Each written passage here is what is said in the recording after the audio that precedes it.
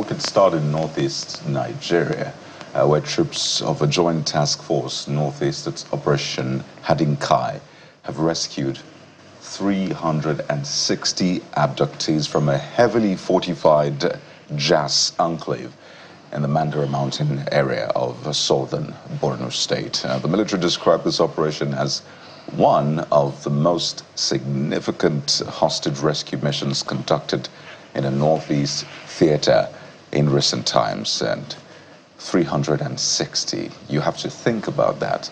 That is not 10, it's not 50, it's not 100, it's 360. I guess you're wondering from where? Who are these people? Well, we can also tell you that abductees from Ngoshe, that was in March, are amongst those rescued. So they spent March, April, May. And a few days in June. Exactly, in the kidnappers' den, or the terrorist den, to be more appropriate, until they were released. So you can imagine just how much joy they're feeling right now. A statement by the military, however, said that 2 infants died during the process of the abduction, I should say, because of the harsh weather conditions. So that is a sad part of this good news. But in all, 360 people have been rescued. I mean, look at them. Most of them young girls, women, mostly vulnerable people. I'm just happy we can interrogate and investigate the process itself. This plus the one that happened in Oyo. But the most important for me is that this is a needed good news. For many weeks, we've been lamenting, we've been crying, we've been screaming, we've been holding the powerful account to do their job. So for me, however this was done, whether they were rescued, ransom was paid, whatever happened, the most important part is that they are back, and our hearts and our thoughts are with the families of the 2 children that lost their lives in the process of this rescue operation. But when all this has, simmered and everywhere is calm, we'll begin to interrogate the entire process. But for now, I think every Nigerian who loves his or our country just wants people rescued. We can now question other things a lot more later, because I agree with people who say we must be united against terror. It's not time for politics, it's not time for all of those things. But we will not fail to hold the powerful accountable. The ease, Golanka, they have always said, the ease of mass abduction is what disturbs me. It's not the abduction itself, as much as that is bad. It's the ease with which people are. Look at the number, 300 plus.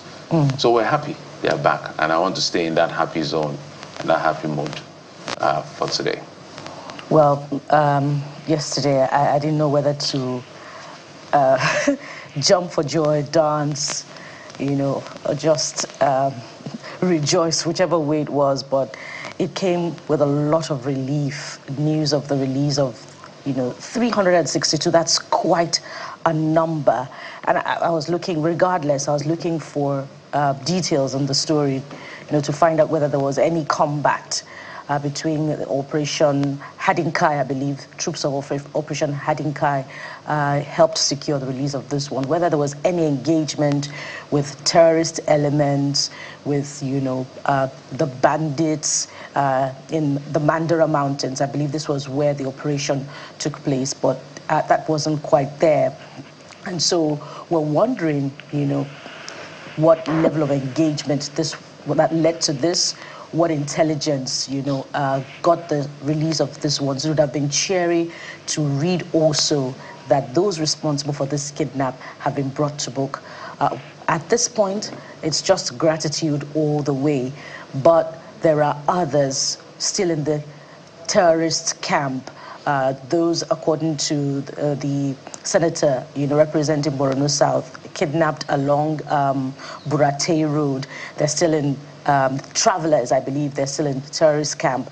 And I wonder if the 42 kidnapped in Askira Uba in Borno State are also part of this, but we'll get confirmation on that as well. Now, it would have been, a weekend of rejoicing and a Monday morning, extraordinaire if the Orire local government abductees were also rescued.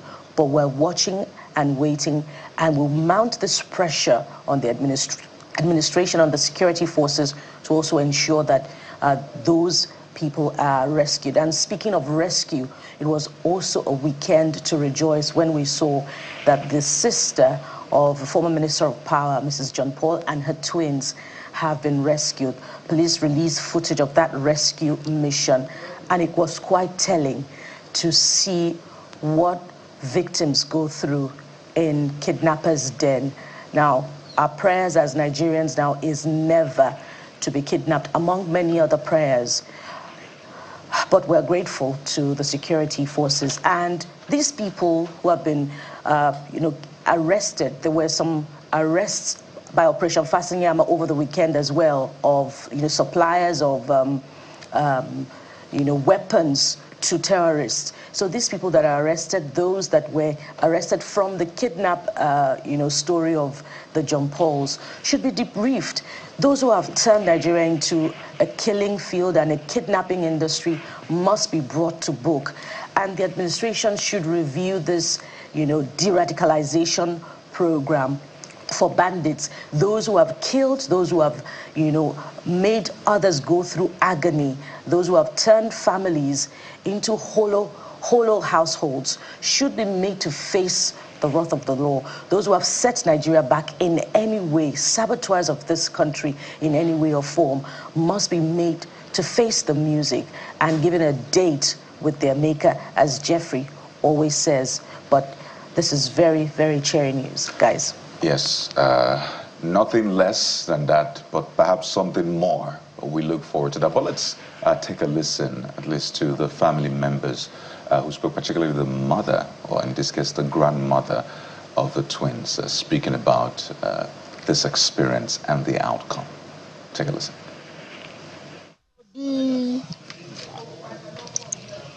Busayo,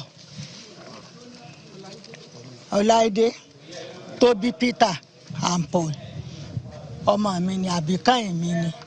the mother of Olaide, who gave birth to her twin sons, Peter and Paul. I'm delighted that they have been rescued, and I give thanks to God for showing mercy on me after I cried for days asking him for help. And now my daughter is reunited with her family along with her sons. I pray for God's intervention to resolve the issue of kidnappings so that all those still in captivity are rescued and safely returned. Honestly, I felt sorrow and grief when I learnt about my daughter and her son's kidnapped, but today I'm grateful they're now back home safe. All I can ask is for God's divine intervention concerning our country and government. May God guide our leaders right and solve our challenges as a people.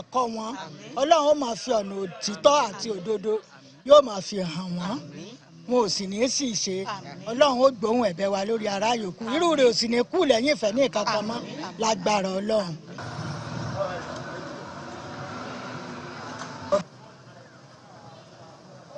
The mother of the woman, the relative or the sister to the former Minister of Power, Mr. Adelabu, were great. I have seen all kinds of comments, guys, about how that operation happened. Some people were saying it's staged. As I said, I'll remain in the state of being grateful for any rescue because we've seen a lot of abductions this period.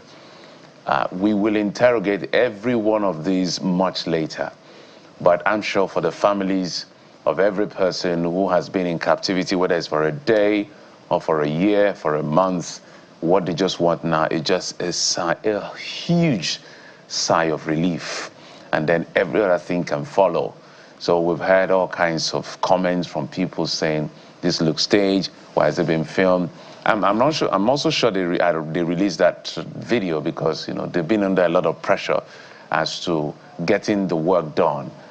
People are now commenting around, oh, if you're now poor, what about the poor people in the bush and all of that? I'm hoping that will be the icing on the cake to get those people out of the bush.